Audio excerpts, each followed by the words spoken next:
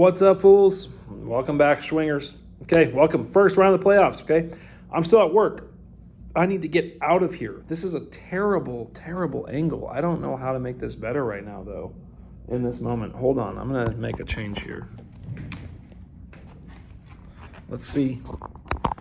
Let's see if this ends. I told you guys, I'm a one-take kind of guy, okay? I'm not here trying to stop this video and start a whole new one. Okay, so we're gonna improve this on the fly here. That's much better. All right, so I'm still at work. I don't want to be here anymore. It's 4:12. I'm usually done at 4:05, but I want to get this video shot so that I can upload it and be done, because it's playoff weeks, and I want to go home and watch the Niners game tonight because I've got George Kittle. Even though I'm on bye, I want to see how my boy's doing. So. Playoffs are here. We'll get to the matchups after a recap of the final week of the regular season. I'm going to pick the Christmas movie that your team is watching this season on a loop. Okay, first, let's recap week 14 and the final week of the regular season. Okay, I took down JD 228 to 151. My MVP was Puka. I feel like my MVP is different every week, which is why I'm 12-2. Different MVP most weeks.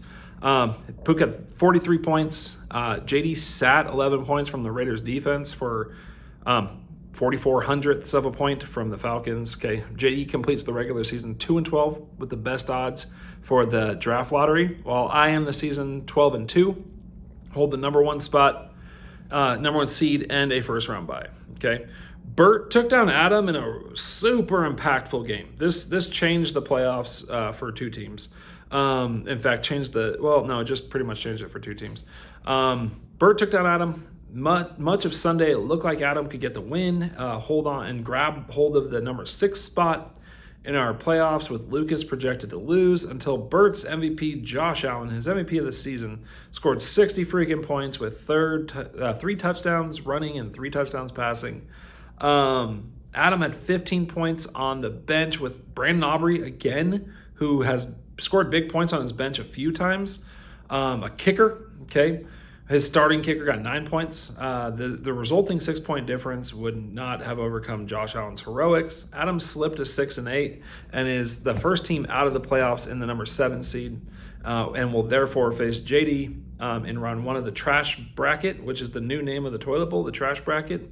Bert held on to 3rd place in the Buckeyes division and 4th place overall, and will face number 5 Steve in the playoffs. All right. Phil took down Lucas 193 to 185. This game gave Adam a chance to get back in, but Phil got a big 45-point performance from Sam Darnold. Lucas sat 18 points from Garrett Wilson for 7 points from Will Levis in the superflex position. That 11 points wouldn't have given Lucas the win. Phil and Lucas will be back at it again this week. They're playing each other again in the first round this week. Number 3 and number 6 positions. A chance to face Sean in round 2. All right, Steve took down Daryl 194 to 152, thanks to 30 points by both Kyron Williams and Isaac Garendo. They both got 30 points. Daryl had 18 points from Isaiah Davis on his bench. He had 5 points for Kareem Hunt. The loss dropped Daryl to 9th place. He will face Mark in the trash bracket, while Steve took 5th place and will play number 4 Bert, as I said before, for a chance to face me in the second round. Lastly, Sean beat Mark 173 to 135 thanks to 45 points from his season-long MVP, Jamar Chase. Mark sat 19 points from Ray McLeod for 2 points from Trey Tucker. Mark finishes the season number 8 overall. We faced Daryl in the trash bracket, while Sean had already won the Boob Guys division and secured a first-round bye as the number 2 seed. Okay, on to this week's matchups. Sean and I are on bye, as previously mentioned, and we get to sit this one out. So there are only 4 matchups because of this.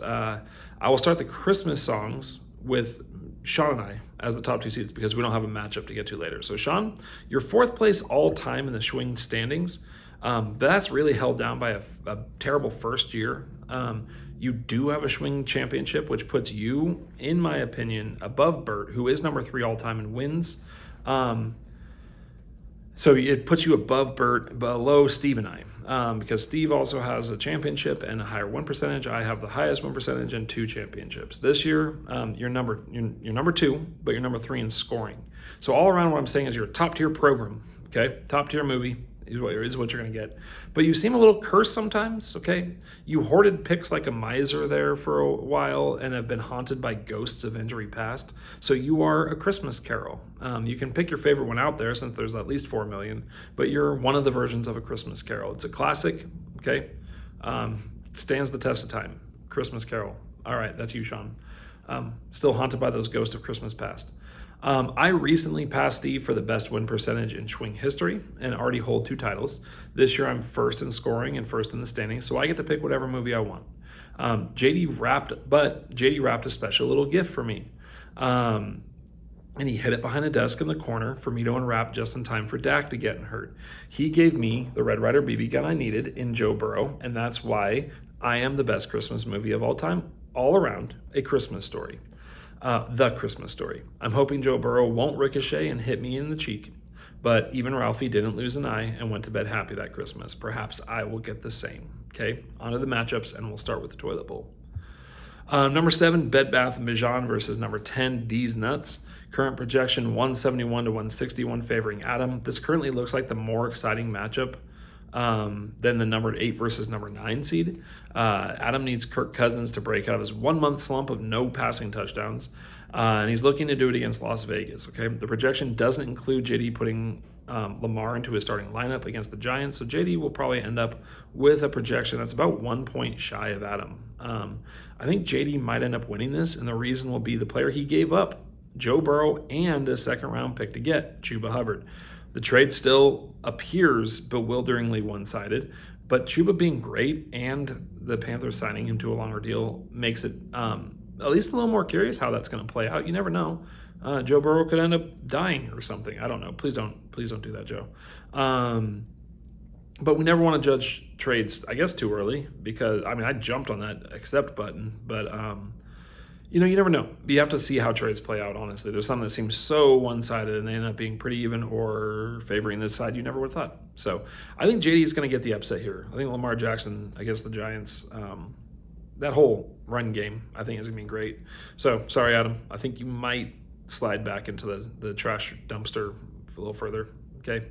Movies, Adam just missed the playoffs on an absolutely gut-wrenching loss to Josh Allen. Going superhuman. Adam had his toys stolen, but he still loves fantasy football, I think, and he is just a who is still singing as his shit is stolen from him, so Adam is living in the Grinch. He is not the Grinch in this scenario. He is the Who's, but he's still playing fantasy. He's still singing his little songs, but he had that ripped away from him on Christmas Eve. All right. JD, last place, but by a few games. Okay, your last place by a few games. There's signs of life with this team. Obviously, the quarterbacks are pretty good. It's not a good team overall, despite outscoring Daryl. But because he can only post 2 wins, JD gets Ernest Saves Christmas. Nothing says, "Are the holidays over yet?" quite like an Ernest Saves Christmas movie. So that's your pick this year, JD. Sorry, man. Number 8, Oregon Beer Force versus number 9, the Meeseeks Meat Packers. Current projections 156 to 131 favoring the lower seed Daryl. In my projections, the team who loses this would be headed to the bottom of the dumpster in the trash bracket to face Adam, to not become the biggest piece of trash in the league. Mark has to put in Mahomes and Joe Mixon into this lineup. Maybe not Mahomes. We'll see how he plays this out. While I fully expect Daryl to use Jaden Daniels and Matt Stafford to fully embarrass their former manager. Daryl plans to make Mark weep tears of vodka shots, I don't know, as his former QBs absolutely ravage him in the trash bracket. Daryl wins, and he's going to look to the draft to begin his rebuild.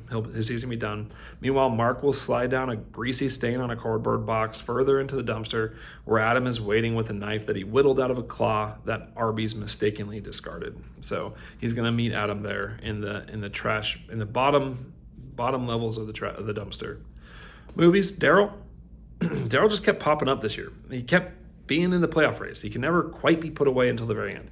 Nobody was sure why it kept showing up, as we thought it was going to go away many times, but he just kept popping back into the picture. He was one of my only losses for quite a while. He rode into some wins by Jaden Daniels, and that's why he's getting a mediocre Christmas movie that always seems to come on every year and has an action hero like Jaden Daniels. So Daryl is getting Jingle All the Way, starring Arnold Schwarzenegger. Okay, Arnold's his hero. Arnold's his Jaden.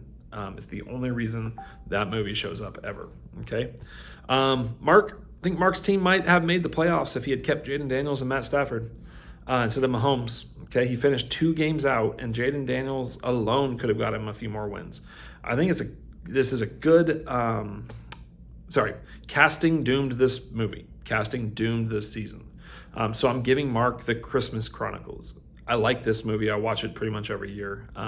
It's not my favorite, but I like it. It's good for the family. But I have a lot of trouble believing Kurt Russell as Santa Claus. I just can't. I can't do that. It's a weird choice to me. Snake Plissken should not be Santa, and him singing is weird. So that's Mark. He's Christmas Chronicles. All right, now onto the actual games, the playoff games. Okay, number 3, I'm here for the trophy versus number 6, ETN Everything Hurts. That's Phil versus Lucas. Projections 192 to 187 featuring Phil. Last week's matchup between these two teams was 193 to 185. So incredibly close to this projection. It's hard to beat people twice in a row in real football, but this is fantasy football, and you have to like the team that has averaged 194 points over the season against the team that put up 176 points on average. I think Sean and Phil are destined for a clash in the second round this year in the semis. But Lucas had a real chance to take down Phil last week. Phil has had some bewildering losses. He's had people score on him. It's been a weird season, so I'm not writing this one off. The Vikings are the key for Phil. They take on the Bears, but I think Phil is starting 4 Vikings. He's starting TJ Hawkinson, Sam Darnold, Aaron Jones, and Justin Jefferson. I don't know if he'll also start Jordan Addison, but he's not right now. This week, they take on the Bears. That's a good defense. Do they still have fight in them? I don't know. Lucas has relied heavily on Jalen Hurts, but he has to play against Pittsburgh at home, at least, on another good defense. The deciding factor in this game will come from Will Levis. Okay, can he elevate this team to victory by getting 17 points? 17 points. I think that would have given Lucas the win last week. 17 points. I think Phil's going to get enough from the Vikings to secure the win, but the problem of starting a lot of guys from one offense is in the playoffs is one bad game and you're done. Okay, so I think Phil gets enough from his guys though in this matchup. We'll see. We'll see how it goes. It's going to be interesting. Movies, Lucas. This is a super flex league. Okay, most teams need 2 QBs to win a super flex league. Lucas most definitely does not have 2 good QBs, so it's a testament to the rest of his team that he's still considered in the conversation of good teams here. That he's still in the playoffs. I keep thinking there's something on my lip, but I think it's just the shine. You might not actually fit the team of this, the theme of this league, but and this movie that I'm going to give you doesn't necessarily fit the theme of Christmas movie, and that's why you're getting Die Hard. I mean, if you're talking just good movies, that's great for Lucas. If you're just talking good teams in a standard league, that would be good for Lucas. It is a good movie. He has a good team. But this is a special format and special regulations, and he probably isn't even in the top group of those regulations, which is why it's Die Hard, because he might not even be a Christmas movie. It's debatable, and it's debatable if Lucas could possibly be considered elite in a Superflex league. Phil probably feels like he deserves a bye. He has the second most points by a little bit, probably I think 40 points or so over Sean over the course of the year. But Sean got a division title, and he gets the bye. Phil lost some inexplicable games this year when things should have gone better for him. So he probably feels a little bitter. He doesn't have a bye, and he seems to keep getting hit over the head with misfortune. So he's getting National Lampoon's Christmas Vacation. The ultimate, hero getting dumped on over and over and over again.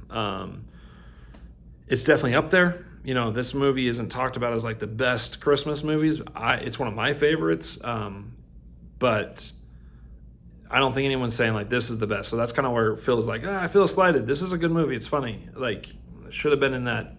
Should have got that by. All right. Game of the week. Number 4, Amingo Ate My Baby versus number 5, Paler Broncos. The current projection is 195 to 191, favoring Bert. Bert's averaged 10 more points per game than Steve this year at 186 to 176. But you never want to look across from your teams in the playoff little matchup there and see Derrick Henry. Okay, for Steve, that's also embodied by seeing Josh Allen. Those two are the linchpins here. Who will get it done for the teams? Can Jerry Jeudy, a third question here, be great for Cleveland against Kansas City? And dear sweet little baby Jesus, let Jameis beat the Chiefs. God, I would love that. What will Gibbs be able to do against the Buffalo defense at home? That's going to be a very pivotal matchup in this matchup is the Lions and the Bills. I think one of the Phil's starting the Lions defense, I think, but a different matchup. But lots of important pieces in that game here. What will Gibbs be able to do against that defense at home? These questions are going to decide this match. I like the idea of Derrick Henry's outdoors against the Giants on the road. I think they'll feed him. Josh Allen against the Lions will be interesting to watch. It's going to be crazy. What a matchup this is. How is this not on Monday or Sunday Night Football, the Lions and Bills? It's crazy. Instead, we get Las Vegas at home against Atlanta on Monday Night Football. That's just a joke. It's gross. But this matchup, our swing matchup here, this is a tough matchup. I think Josh Allen does it for Burt, as he has, and Burt gets the win here. Movies. Burt, you get 4 Christmases. There's something, God, it's just like shiny. It's driving me nuts right there. You get 4 Christmases. It's a solid movie that I didn't think I would like. It has a strong duo of starting actors with Vince Vaughn and Reese Witherspoon. But I thought it was a little depressing at first. It's like, no, okay, here comes a movie of families that all hate each other or whatever. Burt has stars in Josh Allen and Kyler Murray in a super flex, so his floor was high. Kyler hasn't even been that good, but the supporting roles have been surprising in this one. Jahmyr Gibbs we expect, but Nico Collins has been even better than I thought he would be. Drake London's had at times a better season. Marvin Harrison, no, but I think he'll get there. But Rico Dowdle, who knew that guy coming in would support Burt so well? It's got some kooky characters. It's better than I expected. Burt looks like he's starting a rebuild. He looked like he was starting a rebuild. Now he's really doing more of a retooling. All right, Steve, last one. You get It's a Wonderful Life. This is considered one of the best, if not the best, Christmas movies ever. And while I don't necessarily agree that it's the best, Steve is second overall in Schwing history with a championship. The reason Steve is getting this movie is that it's old, and I didn't think I would like it when I was younger. But old doesn't mean bad, and Steve's old dudes are walking tall still. He's got some young dudes in the mix now. I do think this movie actually has more of a current voice than you'd expect it to. It's a good movie. It's on the Rushmore of Christmas movie list, and Steve is still fighting. Steve is on the Rushmore of our league. So that's it, guys. Playoffs. I'm on a bye. Sean's on a bye. Bye-bye. Peace out, dudes. I love it. Love the playoffs. Here we go.